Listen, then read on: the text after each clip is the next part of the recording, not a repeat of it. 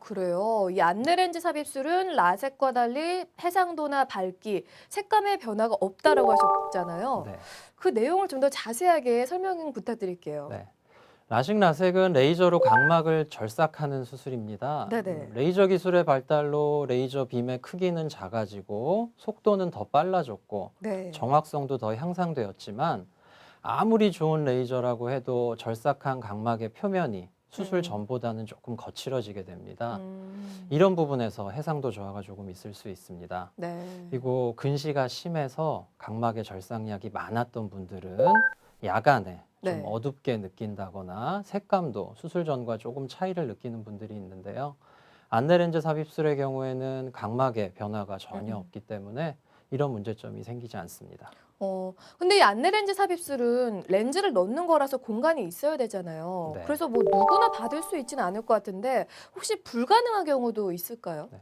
일반적으로는 뭐 거의 모든 사람들에게서 가능하지만 네네. 일단 기본적으로 더 이상 네. 근시 진행, 안경 도수의 음. 변화가 없는 안구의 성장이 끝난 시점 이후에 네. 수술이 가능하고요. 네네.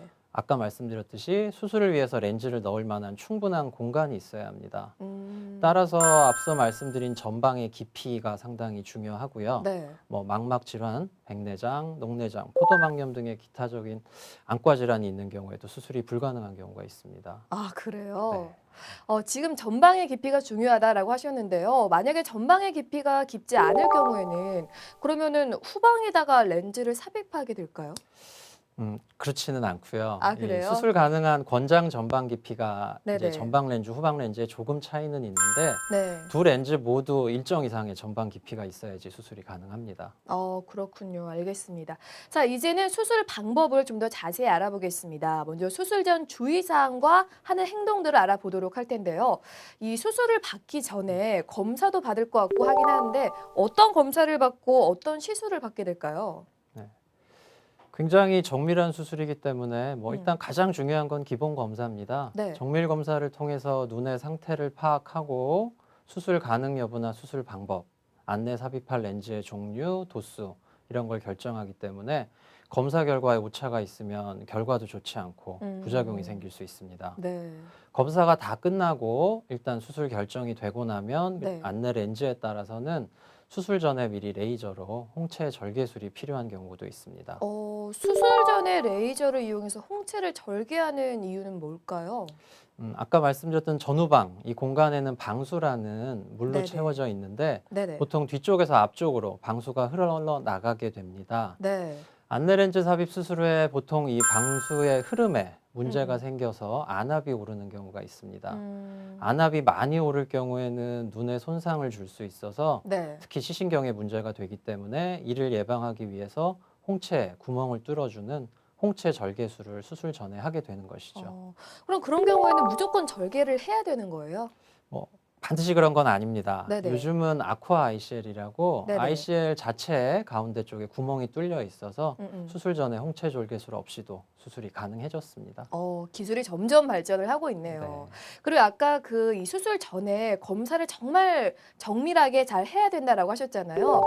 그래서 환자 입장에서도 좀 준비해야 될 게 있을 것 같은데 어떤 거를 준비하는 게 음. 좋을까요? 가장 기본적으로는 이제 검사, 수술 음. 전에 렌즈 착용을 중단해야 합니다. 네네. 렌즈 착용 시에는 각막의 모양이나 굴절력의 변화가 있을 수 있고 네. 장시간 렌즈 착용 무리하게 할 경우에는 각막염 등 뭐 각막에 문제가 생긴 경우도 있어서 네. 그렇습니다. 근데 그 기간도 있잖아요. 얼마나 중단해야 돼요? 기본적으로 소프트 렌즈의 경우에는 네네. 1주, 네네. 하드 렌즈는 2주, 음. 드림 렌즈 같은 특수 렌즈는 한 달 정도는 착용하지 않는 것이 바람직합니다. 그렇군요. 근데 사실 이런 수술을 받는 사람들 대부분이 렌즈를 좀 오래 착용하신 분들일 텐데 사실 그러다 보니까 눈이 건조해지는 경우도 있고 심하면 염증까지 생기신 분들도 계시잖아요. 그런 경우에는 치료를 다 끝낸 후에 이 수술을 받게 될까요? 네, 뭐 심한 안구 건조증이 있거나 네네. 각막염, 결막염 등 눈 자체에 다른 질환이 있을 경우에는 이에 대한 치료를 시행하고 음. 회복이 된 후에 수술을 진행해야 합니다. 모든 걸 다 치료한 후에 깨끗한 눈 상태에서 수술을 해야 되는군요. 네. 그럼 그 수술 내용도 좀 더 자세하게 말씀해 주세요. 네, 일단 안내렌즈 삽입술은 매우 정교한 수술이기 때문에 네. 뭐 숙련된 수술자의 술기가 필요하지만 네네. 사실 수술 자체는 백내장 수술보다는 오히려 더 간단한 수술입니다. 음. 렌즈를 눈 안에 삽입해야 되기 때문에 수술 과정에서 3mm 정도 크기의 각막 절개가 필요합니다.